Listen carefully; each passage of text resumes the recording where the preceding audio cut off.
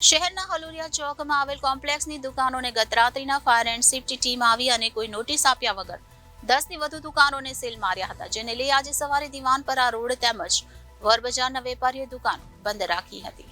રાજકોટ અગ્નિકાંડ ઘટના બાદ ભાવનગર ફાયર વિભાગ સફાળું જાગીને કામગીરી કરવા લાગ્યું છે અને નોટિસો આપી સીલ મારવાની કામગીરી હાથ ધરી છે.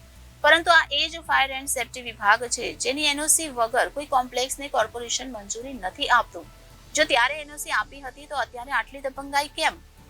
હુલેરિયા ચોકમાં આવેલ કોમ્પ્લેક્સમાં ગત રાત્રિના 10થી વધુ દુકાનોને સીલ મરાયા હતા, જેને લઈ દિવાનપરા રોડના વેપારીઓ રોષે ભરાયા હતા અને સ્વયંભૂ દુકાનો બંધ રાખી હતી. આ સાથે વોરા બજાર વેપારી એસોસિએશનના વેપારી સાથે જોડાઈને ટેકો જાહેર કર્યો હતો. વેપારીઓનો કહેવા પ્રમાણે ફાયર એન્ડ સેફટીનો વિરોધ નથી, પરંતુ અમને તંત્ર દ્વારા કથિત ફાયર માટેની ઉચિત ગાઈડલાઈન અને સમય મળે તેવી માંગ છે.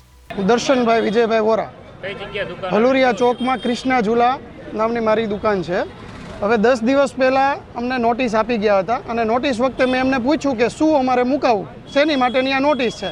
તો એણે અમને એવી જાણ કરી કે તમારે અત્યારે જે રીતની પોઝિશન છે એમાં બાટલા મુકાવી દો દરેક શોરૂમમાં એક એટલે ચાલશે. એટલું કહી અને તે લોકો આખા કોમ્પ્લેક્સનું મને એકને નોટિસ આપીને વયા ગયા. મેં એમને એમ કીધું કે નીચેની બધી દુકાન છે એ પ્રાઇવેટ છે, બધી પોતાની, તો બધાને એક અલગ અલગ નોટિસ આપી દો, તો જેથી કરીને જ્યારે બી તમારે સીલ મારવાનો વારો આવે ત્યારે અલગ અલગ બધાને નોટિસ હોવી જોઈએ.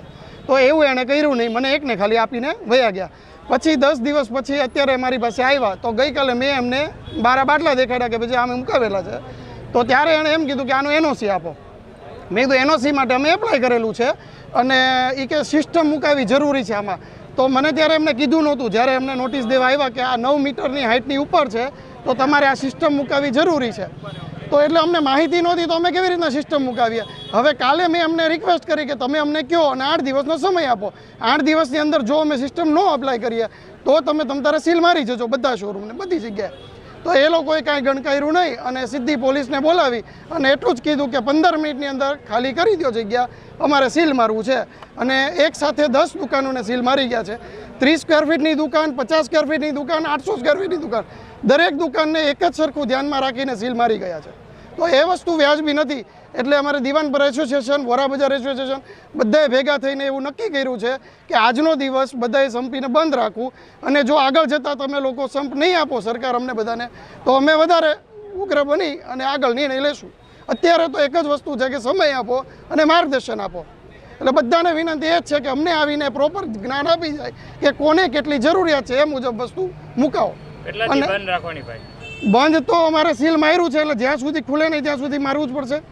બીજું કે બંધ કર્યા પછી હવે અમારે ધારો કે એણે એમ કીધું છે કે તમે એપ્લાય કરો સિસ્ટમ મુકાવવા માટે.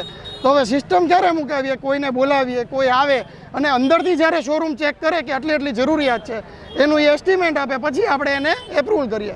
તો અત્યારે શોરૂમ જ બંધ છે તો મારે એપ્રુવલ કેમ લેવી?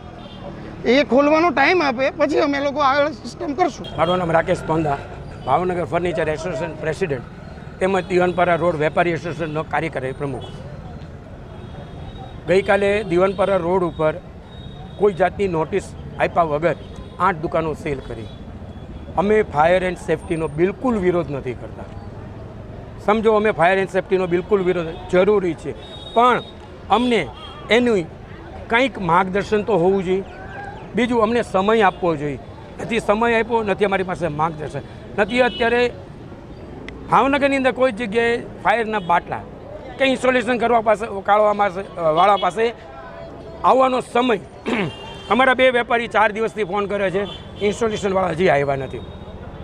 અમે એટલું જ કહેવા માગીએ છીએ કે અમે તંત્રનો વિરોધ નથી કરતા, કરે છે 100% સાચું કરે છે, પણ અમને વેપારીઓને શું કરવાને જાણી જોઈને તમે દંડો છો. સમય આપો અને માર્ગદર્શન આપો. અમે સ્વૈચ્છિક રીતે અમે આ ફાયર એન્ડ સેફટીનું નિયમોનું પાલન કરશું. અમારી ના નથી, પણ ફક્ત અમે એટલું કહીએ છીએ કે અમને ફાયર એન્ડ સેફટીનું માર્ગદર્શન અને સમય આપો, બસ. Bureau report Janadesh news, Bhavnagar.